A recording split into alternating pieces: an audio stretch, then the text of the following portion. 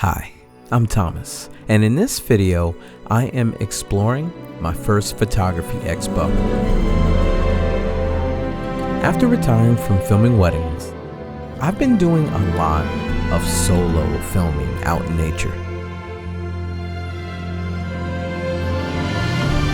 I'm approaching this show as a chance to do some personal window shopping to explore a few areas of my setup that I've been thinking about lately. Storage, filtration, and lens versatility. Welcome to Imaging USA.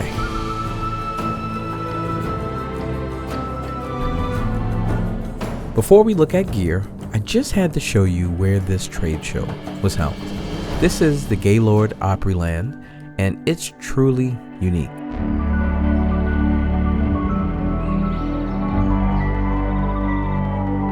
The beautiful interiors even feature a river you can take a boat ride through, along with lush gardens and several waterfalls. The multi-acre glass enclosed atriums let in so much light that it got me thinking about variable NDs. Most of my filming happens outdoors now, which means I am always thinking about filtration. Right now, I'm using the Freewell Mist X magnetic variable ND system. It recently snowed here, which is rare in Georgia, so I took my Freewell NDs to use while filming this beautiful waterfall. These NDs are great, however, they are starting to show their age and I have multiple scratches on them. So being here at Imaging USA gave me, as I said, the chance to do a little window shopping and see if there are any better ND options out there for the way I actually shoot. The first booth I will be visiting is Tiffin. Not only will I be asking them about their products, but I want a better understanding of the science behind variable NDs in general. Hey everyone, welcome to the Tiffin booth at Imaging USA. We are here today to talk about Tiffin filters and going to start off specifically talking about variable neutral density filters. Better understanding as to what a variable ND is actually doing is you have two polarizing filters that are crossing together to be able to make a variable ND. And as you rotate your variable ND and hit upon the multiple stops that are there, as you can tell, the filter is able to get darker.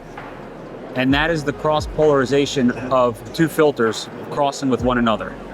In the new VND that we came to market with, we put hard stops so that you can't pass the 10 stop, which would protect to make sure that the X-mirror effect does not come into play, which is the cross polarization taking place when you push it too far.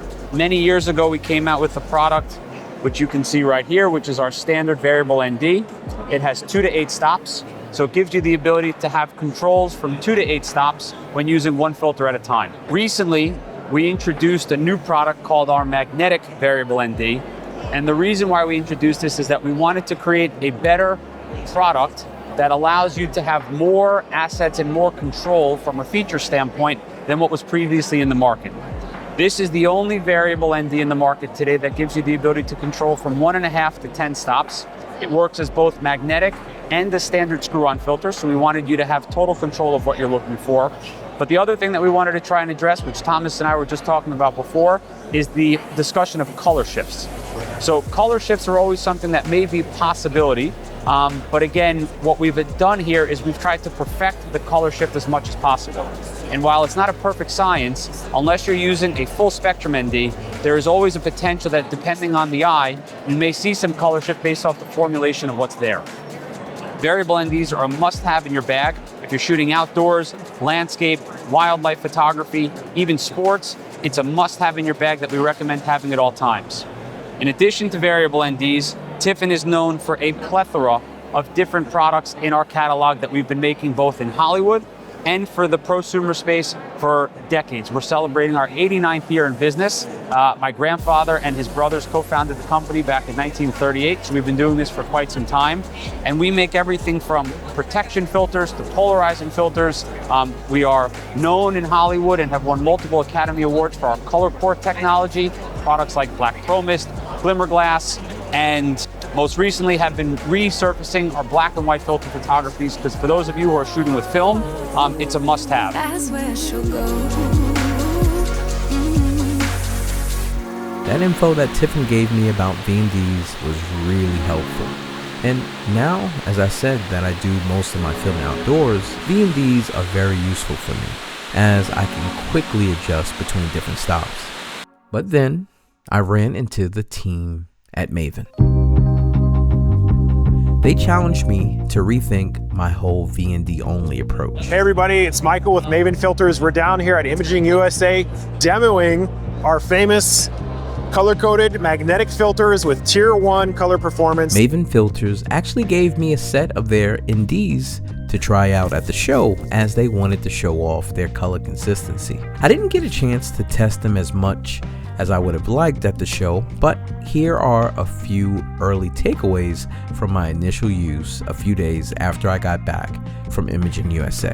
I mean, really small. I can fit them right in my bag, and then you got all your magnetic filters right inside. The first thing I noticed was the magnet strength. I did a few tests, and these seem strong enough that I won't have to worry about them slipping off while using them. The second thing I like is the color coding. Being able to grab the right filter without having to read anything can save me time. One of the challenges with ND filters is many of them create a color shift, requiring you to either color correct in post or to readjust your white balance every time you use them.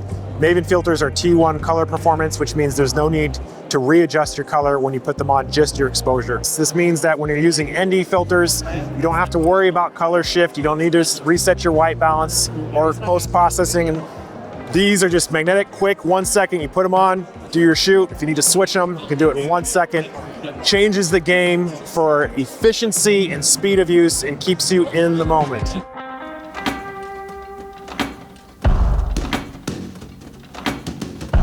So next, I wanted to talk to Nisi, because while I have an anamorphic lens over 100 millimeters, I really want a spherical cine lens over 100 millimeters to pair with my Mikey 35 millimeter and 50 millimeter. We make 3 different ranges currently of cinema prime lenses. The Athena is the most popular of the 3. It's very versatile, and there are 8 focal lengths, so it's our largest range within our family of cinema primes. The 135 is the longest, starts at 14 millimeter, with 8 focal lengths in total. Most of them are T1.9. The 135 is a T22. It's a little longer physically than the others because it has to be. The other 7 focal lengths are all mechanically matched with the same size. 135, however, is still matched. These 2 are different mounts. This is a PL, this is an E mount. But they are matched together regardless of how you combine the mounts. So they are still mechanically matched with the focus and iris barrels in the same position. So you don't need to swap your follow focus or any motors as you're changing lenses. You've also got the same 300 degrees of barrel rotation, whether it's the 14 millimeter, the 135, or any others in between.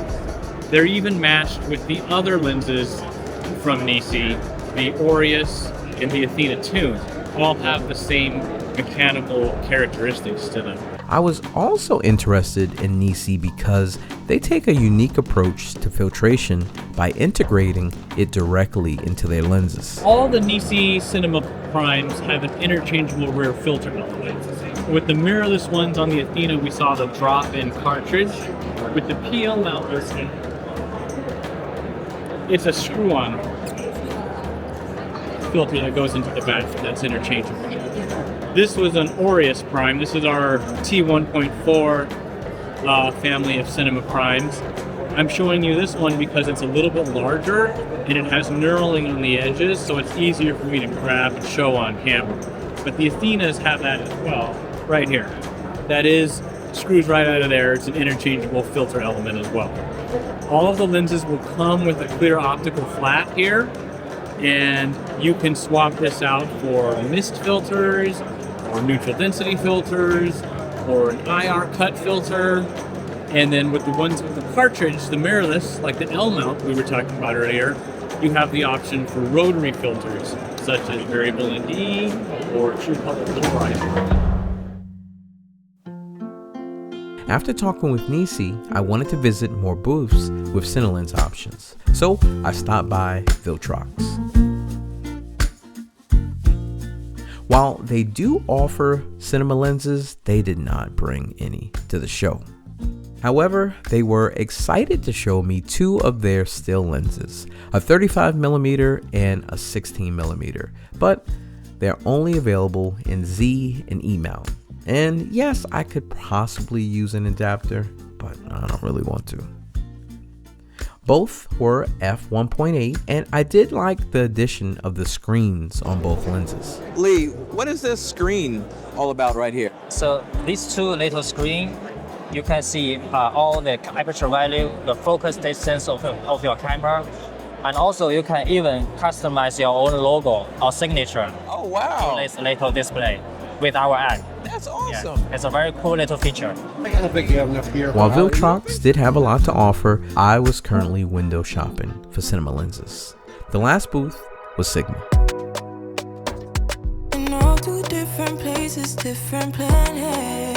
But before we talk to Sigma, can we just admire how beautiful their lens display is?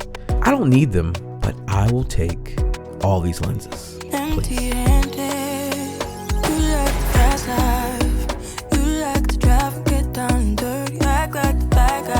Okay, so the first lens Sigma showed me was the Sigma autofocus 28 to 45mm CineLens. The 28 to 45mm zoom gives you a 1.4 magnification ratio. This lens also has a T2 to T16 aperture range, and what I really liked is that it had a switch that changes the lens from manual to autofocus.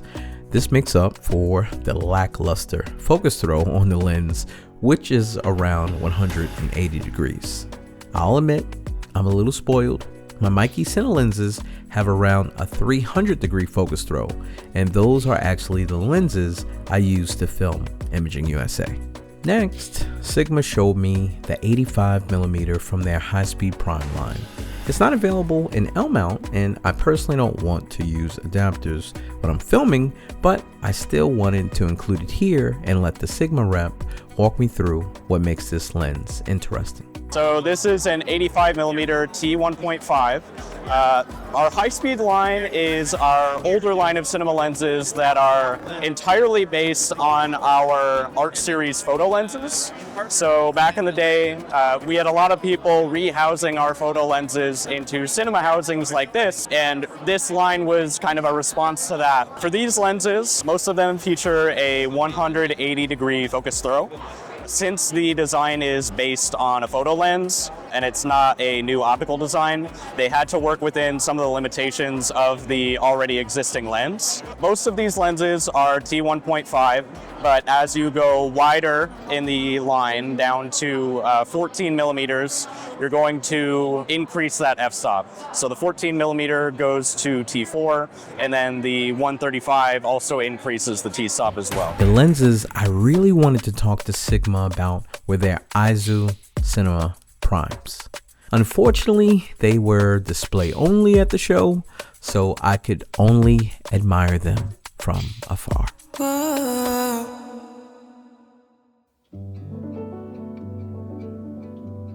As I walked around Imaging USA, I noticed all of the different camera bags. Whether you are a photographer or a filmmaker, we all share the need for the best ways to carry our gear. And I should know, I hike a lot and I love filming while I'm out in nature. So I've been experimenting with different ways to carry my gear. The first bag I started using for my hikes was the Mindshift MP1 version 2. Had a great amount of space, but it wasn't comfortable for long hikes. It also doesn't have side straps for carrying tripods or hiking sticks. I currently use the Terion 27-liter extra large camera backpack. It is definitely more comfortable when I go hiking, and it has multiple side straps for tripods and hiking poles and whatever. It also has multiple compartments for a lot of my hiking and camera gear. The only issue is I can't put my full frame rig into the bag when it's fully rigged out. Now, the easiest solution would be for me to use a smaller rig, which I have considered, but nevertheless, it will be fun to see what's here today and see if I can solve that problem. So I started with the brand that is known for adventure backpacks.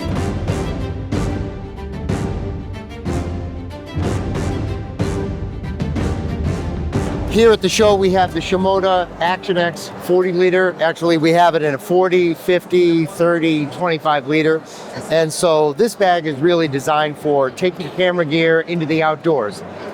This particular pack, this size of pack, this style of pack, has been to the top of Mount Everest on multiple people. So if you want to take a camera system to the most ridiculous place literally on the planet Earth that's not the sky, this is the bag that you can do it with. So all of our bags are modular. So on the inside of a Shimoda bag, this is a medium core unit that allows camera gear from like here to here. But then you can buy a large core unit that then gives you even more camera gear, where you can fit like a Sony 200 to 600 or a Nikon 180 to 600. And then you can get a core unit that goes all the way to the top of the bag that will even fit a 600 f4. So one bag does the job of, at a minimum, 3 other bags, because you can build it out to carry this much camera gear and this much non-photo things like camping, supplies, sleeping bag, tent, whatever. And then you can pull out a small core unit and the next day go on a professional job and have 3 bodies and 10 lenses, all with the same backpack without having to buy other bags. So that's what a Shimoda bag does. And it allows you to hold a laptop back here, and we have an expandable roll top in the front. And then with Shimoda, our straps are height adjustable. So whether someone is 5 feet tall or 6'8", we can fit this bag to them, which is just simply not possible with almost any other bag in the world.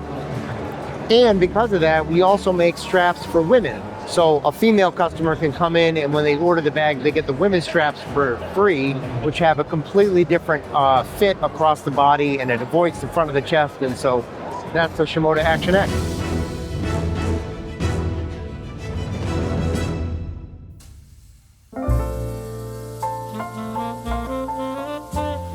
Next on my list was Nomadic. Now, they typically provide more minimalistic bags, but let's see what they have to offer. All right, this is the first camera bag we ever made at Nomadic in tandem with Peter McKinnon. This is our 35-liter travel camera bag. It's perfect for your one bag travel when you're going on a quick weekend trip with all of your gear. Sorry, man. You're good, you're good. I'll give you a quick run through on this. So on the back, Nomadic. This is where all your camera gear is gonna go. You can fit tons of gear. I've seen people fit 2 bodies and 6 lenses, but you can fit as much as you can inside of this bag. It is completely adjustable to fit your needs. And then you have your mesh pockets for your batteries, memory cards, any cords or cables you got. This is your tablet sleeve. If you're a tablet and a laptop carrier, your laptop actually goes on the back right here, and it fits up to a 17-inch laptop. And then the back is designed to be comfortable. You can fit a lot of gear inside of this bag, so we focused on comfort with this. And how we did that is we made super thick padded straps. We call it EV padded foam. And then these are your load-bearing straps. You'll notice it pulls the strap. It takes it off the small of your back while you're traveling around. You also have your luggage pass-through to put it on your suitcase handle when you're traveling. And then it comes with your waist strap right here that is removable, your chest strap, and then we have an ergonomic design right here to create a little airflow between you and the back as well. So again, even fully packed, it's going to be designed to feel very comfortable on your back.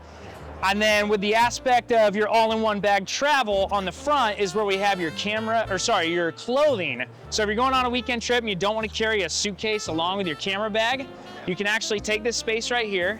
You're gonna expand it from 35 liters to now we're gonna make it a 42-liter bag. So you notice that extra space right there, and you can fit your weekend's worth of clothes in here, strap that down, tuck it all in, and now you can go on that vacation with just one bag and all your camera gear. Along with that, we still have tons of different pockets in here. You have your quick access pocket on the inside. You can throw your wallet, your passport, your phone, anything inside of there. And then on the sides, you have your water bottle pocket or your tripod pocket. When it's not in use, that's a magnet, so it stays nice and tight to the side of the bag. And then your quick access to the inside of the bag. You can set your camera up to be right there and get in and out of the bag nice and easy.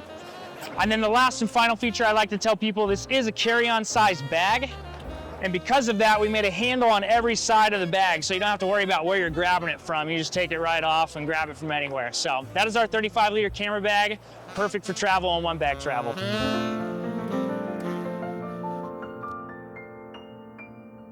And last but not least, I wanted to see if Wondered had anything that balanced my gear and hiking needs with a bit of style. So my name's Ryan, I'm with Wandered, and this is the Provoke 31. The great thing about this bag is you've got space for your camera gear, you've got space for your personal gear, your electronics, laptop, tablet, and kind of everything in between. So on this size, right, we first wanted to have a really weather-resistant exterior. So it's all weatherproof materials, weather-resistant zippers. You've got quick access on the front for all the little things. Little kind of organization pocket there. You've got an expandable water bottle pocket on this side. Fits up to a larger Nalgene, Hydro Flask, that type of water bottle. And then on this side, you've got quick side access into this main camera compartment and your camera. A luggage pass-through, a hidden passport and cash pocket behind this pass-through, and then inside the bag, right, you've got this nice big lay flat clamshell opening. You've got your access to the top personal gear right here or other electronics. The whole camera cube is removable, right? So if you want to throw this in another bag or just use this as an everyday or work bag. And then yeah, you've got your laptop, tablet, and all the little organization pockets. The other great thing about the bag is it comes with a lifetime warranty. So if you ever have a zipper break, a seam tear, anything like that, we'll either fix or replace the bag for free. He already has the FX6 in there, and so my camera came right at the edge, so I would have to take off the top plate, but he also has a FX3 in here. He has some other accessories and a lens, and yeah, I think this bag will work perfectly for my setup right there. And even though I was done with my window shopping for bags, ProMaster told me a little bit about theirs. This is our large Cityscape backpack, and we actually call it a Cityscape 2.0. ProMaster's been making the Cityscape series now for probably about 9 or 10 years, and just last year we went through a design refresh on the line, hence the 2.0 name. This is the largest of the backpacks in the series, and you'll notice it's very much a rectangular shape. And the idea behind that is that we can fit as much gear as possible into this size of bag. So if we open the bag up, you get a good idea here of how much space you have available. So all of the dividers are padded, all of them are customizable in how you can move them around. We've also got some additional storage on the inside of the flap, and you will notice that this opens from the back of the bag, not the front. As somebody who spends a lot of time using backpacks and hiking, I can tell you that's very valuable, because when you want to get to your gear, you tend to set your bag down with the opening facing up. And if it happens to be a little dirty, muddy, you're out in the rain, now you're not going to pick that up and get that onto your back when you put the backpack on. Instead, it's going to be on the other side. It also offers a measure of security. If you're in a crowd, if you're walking around in the city, somebody can't walk up to the bag, open it up, and take your camera out of it because it's securely against your back. We have a padded waist belt with it. There's a small hidden compartment at the bottom, which comes with a dedicated rain cover. Now the backpack is water resistant on its own, but the rain cover adds more protection if you happen to get caught in an unexpected deluge. You can also store some other small accessories down here if you want to take the rain cover out. The harness on it is extremely comfortable. The backpacks that we make, we've designed our harnesses around backpacks that are actually made for real backpacking, something that I do personally outside of work. So we look at a lot of the designs in the backpacking industry and we try to incorporate that into our camera backpacks so that you can comfortably wear them for a long amount of time without fatiguing yourself. We have an extra handle on the side of the bag, which is really convenient for picking it up and moving it around, especially an overhead on a plane or in and out of a trunk on a car. We've got a couple of side compartments, and these are actually expandable with zippers so that you can decide if they're going to be thick or thin, depending on what accessories you want to put in. And then in the front of the bag, we've got a number of different compartments with all kinds of dividers for memory cards, lens cleaning pens, cleaning cloths, filters, anything else that you might need to carry around with you. Additionally, we have a large compartment here. Most people will think of this for being for a laptop or a tablet, and that's what it's designed for. Personally, I really like to use it with pop-up reflectors. So those also fold flat. It's a great place to store them when you're going out in the field. Terrific if you're doing macro work and you want to diffuse light or bounce it around. You can slide it right in here where you would normally keep something thin like a laptop. The bag also has a waterproof bottom on it in case you set it down in anything wet. And it includes some special straps that attach to the bottom, which I don't have out right now, but they are included so that you can carry a tripod underneath the bag. You can also carry the tripod on the side of the bag using this strap in this compartment, but I really prefer it underneath because it distributes the weight much better when it's down low and it's centered. But it just depends on how you have the bag loaded and what's going to work for the way that you like to hike or carry your equipment around. So again, that's the Cityscape 2.0 large backpack from ProMaster. After I finished exploring the parts of my filmmaking setup I've been thinking about, like lenses, bags, and filtration, it was time to step back and have a little bit of fun.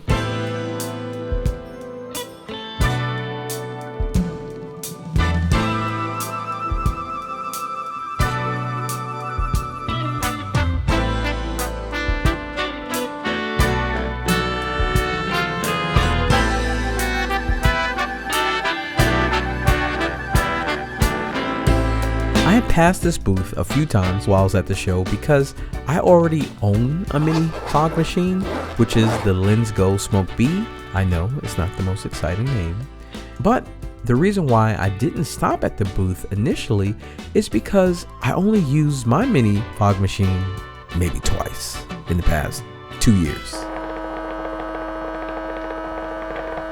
Just looking at the stats between the Patona Fog Machine Pro and my LensGo was enough to make me stop for a quick demonstration. This is not normal fog machine. This is like Transformers, because normal fog machine only this and enough. This fog machine now is heavy fog, hider, but this is liquid, is secret, because only water and glycerin inside. Example, like this.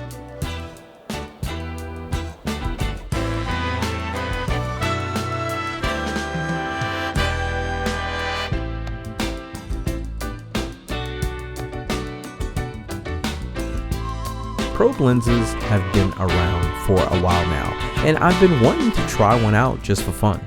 So I spotted this one made for phones at Newer's booth, and the setup was pretty interesting.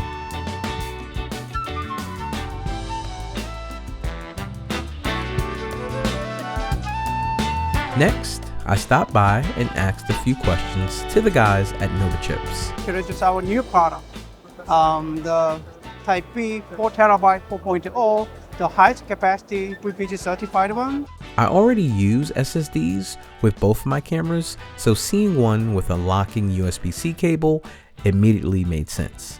When we are developing the product, I found that most of the problem occurs from this cable. So to stabilize this connection, we developed this locking cable. You guys probably don't know this about me, but I'm a little competitive. At the ProMaster booth, they were having a fun little competition with one of their new light stands to see who could open it and close it the fastest. The quickest time so far was 3 seconds. I knew I could beat it. And I did. 2.91 seconds. Unfortunately, I got disqualified. They said I didn't put it all the way back down. I don't know. What do you guys think?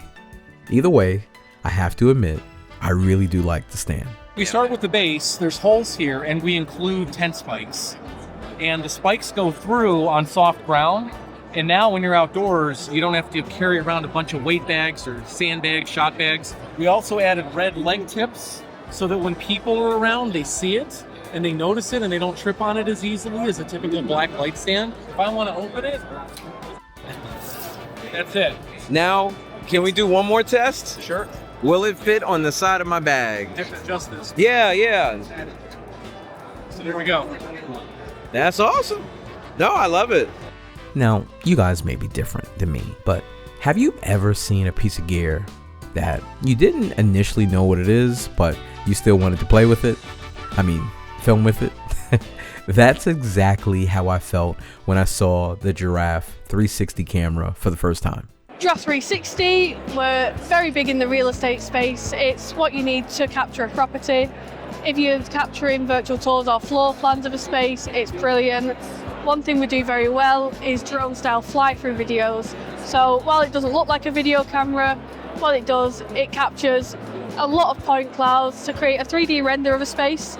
We'll rebuild that in our software, we will automatically process it, and we can see some brilliant drone style fly-throughs of a property, and you never have to walk through the house, you just pop it in the middle of the room and it will do the job for you.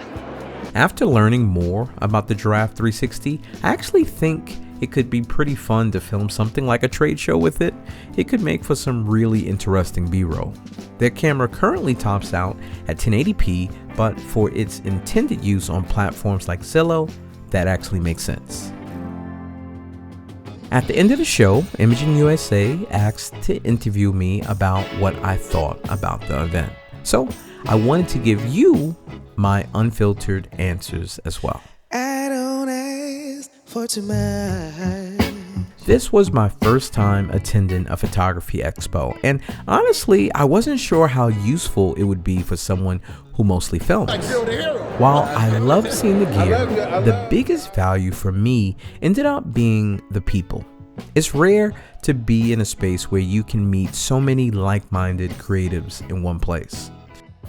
That waterfall shoot you saw earlier is something I probably never would have done in that freezing weather if it hadn't been for one of the photographers named Gene that I met at Imaging USA.